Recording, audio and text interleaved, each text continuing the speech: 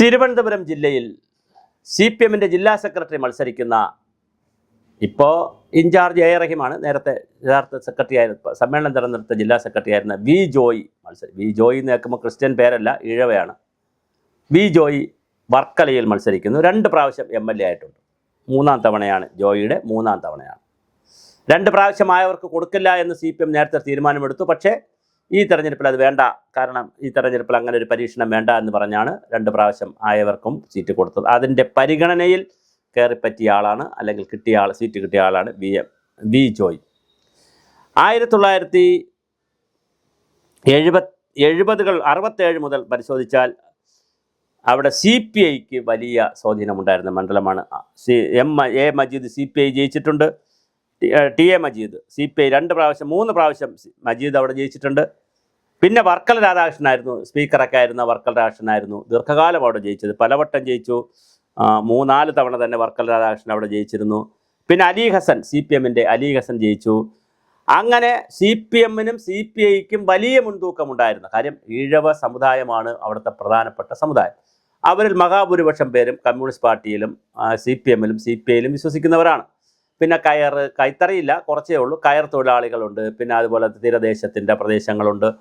അങ്ങനെ ഒരു മുസ്ലിം ഡോമിനേഷൻ വലുതായിട്ടില്ല, പക്ഷേ എങ്കിൽ പോലും ഹിന്ദു ഡോമിനേഷനുള്ളൊരു മണ്ഡലമാണ് അവിടെ. പക്ഷേ വർക്കല കഹാർ 2001-ലും 2006-ലും വർക്കല കഹാർ അവിടെ 2 പ്രാവശ്യം MLA ആയിരുന്നു.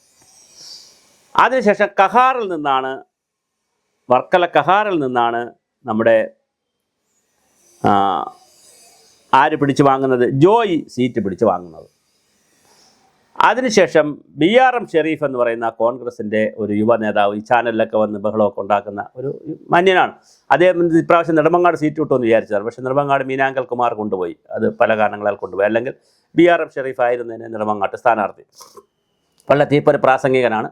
ചാനൽ ചർച്ചയിലൊക്കെ വന്ന് വളരെ വലിയ ആവേശത്തിൽ കോൺഗ്രസിന് വേണ്ടി ഡിഫെൻഡ് ചെയ്യുന്ന ആളാണ് BRM ഷെരീഫ്. നല്ല നേതാവാണ്, അത് ചെറുപ്പക്കാരനാണ്. അപ്പോൾ അദ്ദേഹം BRM ഷെരീഫ് ആയിരുന്നു അവിടെ ജോയിക്കെതിരെ മത്സരിക്കുകയും ജോയി ജയിക്കുകയും ചെയ്തു. അപ്പോൾ കഴിഞ്ഞ 2 മണ്ഡലം തെരഞ്ഞെടുപ്പിനും ജോയിയാണ് അവിടുത്തെ സ്ഥാനാർത്ഥി. എന്നാൽ 2 പ്രാവശ്യം നേരത്തെ MLA ആയിരുന്ന ആളാണ് വർക്കല കഹാർ. അപ്പോൾ 10 വർഷം വർക്കല നിയമസഭാ നിയോജകമണ്ഡലത്തെ പ്രതിനിധാനം ചെയ്ത കഹാറും അതുപോലെ 10 വർഷം അവിടെ പ്രതിനിധാനം ചെയ്ത ജോയിയും തമ്മിലാണ് മത്സരം. വളരെ രസകരമാണ് അവിടുത്തെ മത്സരം. പിന്നെ മറ്റൊരു വനിത അവിടെ മത്സരിപ്പുണ്ട്. അത് CPMന്റെ ഏരിയ കമ്മിറ്റി അംഗവും CPMന്റെ വലിയ നേതാവുമായിരുന്ന ആളുടെ മകൾ ഒരു സ്മിത അവിടെ മത്സരിക്കുന്നുണ്ട്. CPMയിൽ നിന്ന് BJPയിലേക്ക് പോയി മത്സരിക്കുന്നുണ്ട്. അവർക്കവിടെ വലിയ അത്ഭുതങ്ങൾ പ്രാവശ്യം സൃഷ്ടിക്കാൻ കഴിയത്തില്ല. കാരണം ഇവർ 2ഉം അതികായകരാണ്. അതാണ് അതിൻ്റെ ഒരു വിഷയം. കാരണം വർക്കല കഹാറും സകല ആളുകൾക്കും അറിയാമെന്നുള്ള 10 വർഷം MLA ആയിരുന്ന അതികായകനാണ്.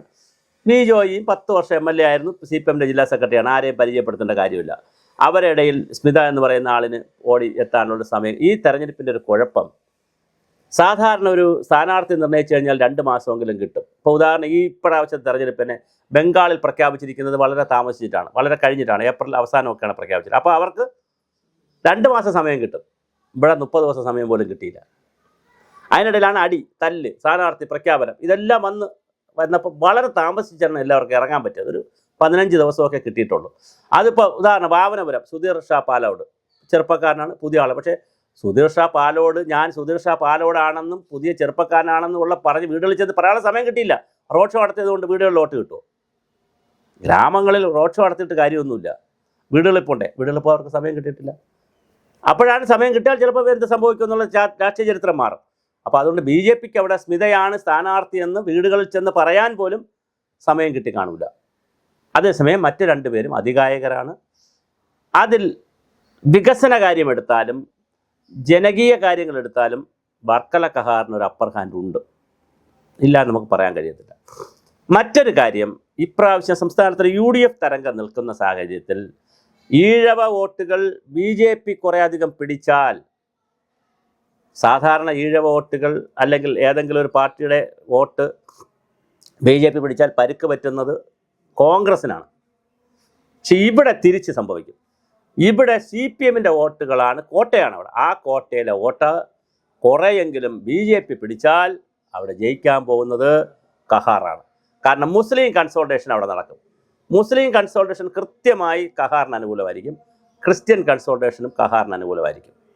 ഹിന്ദു കൺസോൾട്ടേഷൻ വരാതെ ഹിന്ദു രണ്ടായാൽ, ഈഴവ സമുദായത്തിനകത്തൊരു സ്പ്ലിറ്റ് ഉണ്ടായാൽ അത് BJPക്ക് ഉണ്ടാക്കാൻ കഴിഞ്ഞാൽ, കാരണം ഈ സ്മിതയും ഈഴവയാണ്, അങ്ങനെയൊരു പ്രശ്നം ഗുണമുണ്ട്, അവർക്ക് അങ്ങനെ ഒരു മെച്ചമുണ്ട്. ഈഴവയാണ്, ഏരിയ കമ്മിറ്റി അംഗമാണ്, അച്ഛൻ ഏരിയ കമ്മിറ്റി അംഗമായിരുന്നു, ഇവർ പഴയ പഞ്ചായത്ത് പ്രസിഡന്റാണ്, പഴയ ബ്ലോക്ക് മെമ്പറാണ്, അല്ല ഇപ്പോഴത്തെ ബ്ലോക്ക് മെമ്പറാണ്, അവർ അറിയപ്പെടുന്ന നേതാവാണ്. ഞാൻ ഈ പറഞ്ഞ സ്മിത എന്ന് പറയുന്ന ആൾ ചെറിയ ആളല്ല, BJPക്ക് കൊണ്ട് മത്സരിക്കുന്ന വലിയ നേതാവ് തന്നെയാണ്. പക്ഷേ പുതിയൊരു നേതാവ് എന്നുള്ള നിലയിൽ ജനങ്ങളെ പരിചയപ്പെടുത്താനും വീട് വിടാനും പോലുള്ള സമയത്തിൻ്റെ പ്രശ്നമാണ് ഞാനീ പറഞ്ഞത്. അപ്പോൾ കൃത്യമായി വർക്കലയുടെ ചിത്രം വരുന്നത് തിരുവനന്തപുരം ജില്ലയിൽ ഒരു 4-5 സീറ്റ് UDFന് കിട്ടുമെന്ന് പറയുകയാണെങ്കിൽ, അതാണ് കണ്ടീഷൻ. നമ്മളൊരു കണ്ടീഷൻ വെച്ചോണം എപ്പോഴും.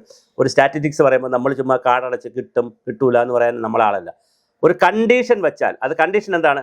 UDFന് തിരുവനന്തപുരം ജില്ലയിൽ കോവളത്തിനപ്പുറം മണ്ഡലങ്ങൾ വന്നാൽ, ഉദാഹരണം തിരുവനന്തപുരം സെൻട്രൽ CP ജോൺ വരാൻ സാധ്യതയുണ്ട്, നമ്മൾ പറഞ്ഞു കഴിഞ്ഞു. അങ്ങനെ CP ജോൺ വന്നാൽ, അങ്ങനെ മണ്ഡലങ്ങൾ വന്നാൽ, MR ബൈജു കാട്ടാക്കടയിൽ ജയിക്കുന്ന സ്ഥിതി വന്നാൽ, ഇങ്ങനെ മണ്ഡലങ്ങൾ വന്നാൽ വർക്കലയിൽ വളരെ കൃത്യമായി കഹാറിൻ്റെ വിജയസാധ്യത കാണുന്നു. ഇതാണ് നമ്മുടെ കാൽക്കുലേഷൻ. അപ്പോൾ തീർച്ചയായിട്ടും വർക്കല കഹാർ വിജയിക്കുമെന്ന് തന്നെയാണ് അവസാന തലത്തിൽ ഫീൽഡിൽ നിന്ന് വരുന്ന റിപ്പോർട്ടുകൾ.